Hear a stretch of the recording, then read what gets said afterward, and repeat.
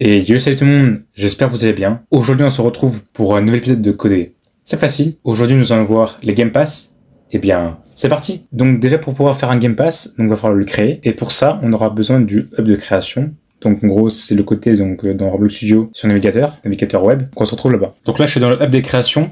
Donc spécialement dans la création ici. Et donc ici du coup j'ai mon jeu. Donc mon jeu je l'ai appelé Game Pass et je l'ai publié. Du coup je vais cliquer dessus, je vais ouvrir. Je vais aller dans monétisation et donc Pass. Donc en anglais du coup ça sera monétisation et Game Pass. Du coup créer un laissez-passer, bon c'est la traduction française qui est un peu mauvaise. Donc en nom je vais mettre par exemple test Game Pass. Voilà.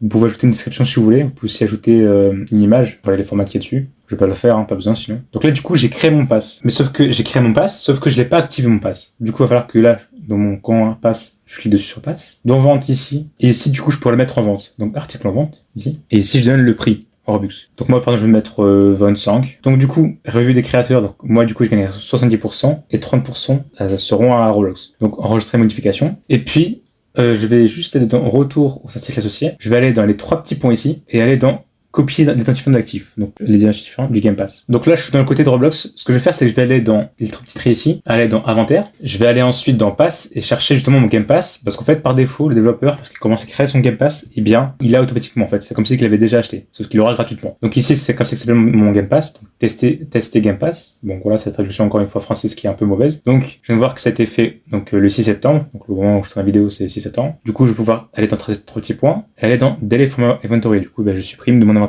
à moi. Donc le Game Pass existe toujours dans le jeu, c'est juste que moi je demande d'inventaire spécialement, je l'ai plus. Donc voilà, donc ça c'est fait. Et puis maintenant on se retrouve sur Roblox Studio. Donc nous voilà sur Roblox Studio. Ce qu'on va faire c'est que dans le Starter Player on va ajouter un local script et c'est là qu'on va pouvoir en fait justement proposer le fait d'acheter le Game Pass ou pas. Donc dans Starter Character ou Starter Player Script. Personnellement je vais mettre dans le Starter Player Script. Voilà. Du coup je vais commencer d'abord à créer une variable pour justement l'identifiant du Game Pass. Donc Game Pass ID égale à. Donc ici du coup je vais pouvoir coller l'identifiant Game Pass. Donc, pour pouvoir en fait proposer l'achat d'un Game Pass, donc du coup on va avoir besoin du Marketplace Service. Donc le Game Pass en fait, comme vous avez vu dans mon inventaire en fait, mon système d'inventaire, tout ce que j'ai dans mon inventaire, je peux en fait le retrouver dans le Marketplace Service. On a aussi le Game Pass Service il me semble. Sauf que le Game Pass Service ça sert plutôt seulement à vérifier si le joueur a déjà le Game Pass ou pas. Et sinon le Marketplace Service fait aussi ça. Donc ça permet aussi de vérifier et en plus de proposer le fait d'acheter quelque chose. Donc on va seulement utiliser le Marketplace Service pour cette fois-ci. Il n'y a pas vraiment d'utilité à utiliser spécialement le Game Pass Service. Du coup je vais d'abord commencer à créer une variable pour le Marketplace Service. Donc local Marketplace Service égale à game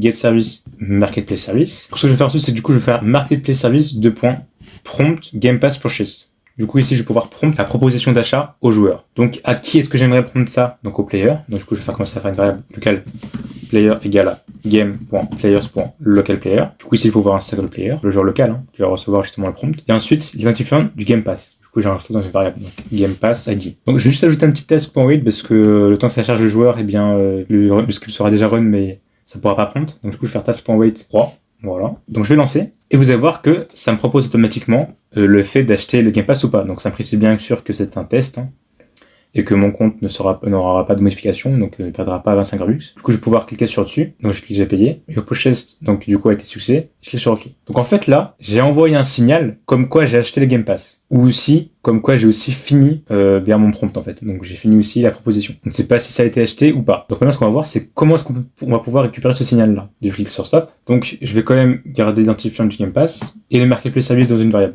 Donc ce que j'ai copié comme ligne. Je vais aller dans le Server Script Service. Je vais ajouter un script. Et ce qu'on va faire c'est que du coup maintenant partie serveur, on va pouvoir essayer de détecter ce signal. Donc on va pas le faire côté local pour pouvoir éviter le fait que le joueur pourra essayer d'exploiter étant donné que c'était côté client. On va profiter du filtering enable, le fait qu'on est dans le Server Script Service, pour pouvoir protéger la validation. Parce que c'est ça le plus important, c'est le rendu. Est-ce que ça a été acheté ou pas? Si le joueur n'a pas acheté, si jamais il exploite, c'est pas terrible. Parce qu'il pourra tricher et avoir le bonus sans avoir payé. Et nous, c'est pas ce qu'on veut. Donc si du coup je colle donc du coup la variable du Marketplace Service et le Game Pass ID, et on va voir comme événement en fait, donc le signal qui est envoyé, donc comme événement en fait, du coup l'événement c'est Prompt Game Pass Process Finished. Donc ça, du coup, c'est un événement qui va pouvoir détecter lorsque la proposition a été finie. Du coup, je vais faire connect function, donc c'est un événement. Du coup, je vais pouvoir détecter avec un signal. J'ai droit à 3 paramètres. Donc d'abord le player, donc justement qui a reçu le prompt, donc le player, le joueur. Ensuite le Game Pass ID, donc le Game Pass ID du Game Pass qui a été prompt justement. Du coup, Game Pass ID ici. Ensuite, was purchased. Donc ça, c'est est-ce que ça a été acheté, enfin si ça a été acheté ou non. Donc true, du coup, si ça a été acheté. et false si ça n'a pas été acheté. Donc je vais faire is purchased. Donc voilà. Donc, du coup, je vais faire d'abord une vérification que si le Game Pass ID du prompt qui a été prompt est bien égal à Game Pass ID, donc du coup ici que j'ai enregistré. Donc du coup ça on sait que oui, ça sera le cas. Ensuite on va faire que si jamais ça a été acheté, donc si la valeur booléenne de la variable donc is purchased, donc on va dans les paramètres, si c'est vrai, donc du coup si c'était acheté, alors là on pourra attribuer ce qu'on veut. Du coup si c'était acheté, je vais faire par exemple print le Game Pass a été acheté, et du coup je vais faire else. Donc sinon, du coup ça sera, donc si c'est pas vrai, du coup c'est faux, donc ça veut dire que ça n'a pas été acheté. Donc print le Game Pass n'a pas été acheté. Donc là on va jouer, du coup maintenant on a pu faire prompt au joueur le fait d'acheter ou non eh bien, le Game Pass, et en plus on a pu récupérer ce signal là. Du coup je vais faire acheter, donc je vais aller dans Interviews, donc du coup je vais cliquer sur OK, et là maintenant vous allez voir que ça m'a print le Game Pass a été acheté. Oui c'est le cas, j'ai acheté le Game Pass, et donc vous voyez bien que ça m'a print le Game Pass a été acheté. On va faire la même chose, sauf que là cette fois-ci on va refuser, et vous allez voir que ça m'a affiché autre chose. On relance, sauf que cette fois-ci je vais cliquer sur cancel, le Game Pass n'a pas été acheté. Donc il y a aussi autre chose qui permet de savoir si le joueur a déjà le Game Pass ou non. Donc du coup c'est aussi avec le Marketplace Service qu'on peut pouvoir détecter si les joueurs a le Game Pass ou non. Donc Marketplace Service user owns Game Pass async. Donc du coup si le joueur a le Game Pass ou non. Du coup c'est le user ID, donc l'identifiant utilisateur du joueur, donc player.user ID, et ensuite l'ID du Game Pass. On va vérifier. Du coup Game Pass ID. Donc automatiquement en fait cette fonction là va me retourner une valeur booléenne. Donc vrai, donc true si le joueur a le Game Pass, ou alors false si le joueur n'a pas le Game Pass. Donc je vais quand même l'enregistrer dans une variable, donc local owns Game Pass. Du coup on va faire if owns Game Pass, then, donc si le Game Pass est strictement égal à true, alors print 1, voilà. Sinon, si c'est pas égal à true, du coup on va faire print 2. Donc là je vais lancer, et comme vous voyez c'est un print 2, parce qu'en fait je n'ai pas encore le Game Pass. Alors du coup à chaque fois c'est un test, donc du coup de mon inventaire, eh bien j'ai pas le Game Pass, mais par contre si jamais j'aurais été sur le bloc, j'aurais déjà appuyé dessus et j'aurais déjà acheté, là par contre, du coup j'aurais eu 1, puisque j'ai déjà fait le Game Pass dans Roblox en fait. Donc voilà, donc ça c'est un peu la base du coup du Game Pass.